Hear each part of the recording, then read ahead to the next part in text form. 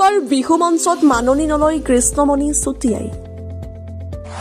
জুবিন গাৰ্গক সুঁৱৰি বিশেষ পদক্ষেপ কৃষ্ণমণি চুতীয়াৰ। বিহুত বিনা পৰিশ্ৰমিকেৰে গীত গাব কৃষ্ণমণি চুতীয়াই।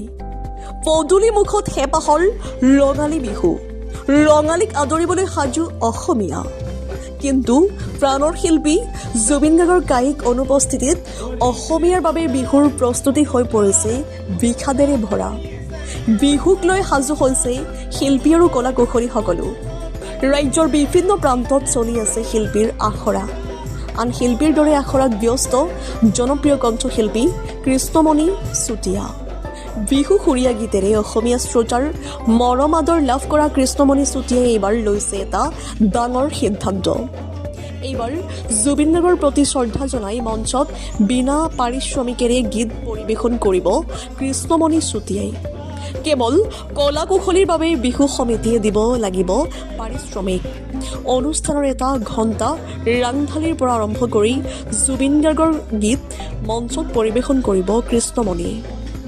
মোৰ অনুষ্ঠানৰ যিটো মোৰ প্ৰাপ্য, মোৰ কাৰণে যিখিনি পইচা মই অনুষ্ঠানৰ কাৰণে লওঁ, সেই পইচা সম্পূৰ্ণ বিনামূলীয়া হ'ব এইবাৰ। যিসকল বাদ্যযন্ত্ৰী বা যাতায়াতৰ যি খৰচ হ'ব, সেই খৰচতে আমি এইবাৰ অনুষ্ঠান পৰিৱেশন কৰিম। বহাগ মানেই যিহেতু জুবিন গাৰ্গৰ অনুষ্ঠান, কপৌ মানে জুবিন গাৰ্গ, বাঁহী মানে জুবিন গাৰ্গ, ঢোল মানে জুবিন গাৰ্গ। গানেৰেই আমি জুবিন গাৰ্গক আমি স্মৰণ কৰিম এই বহাগ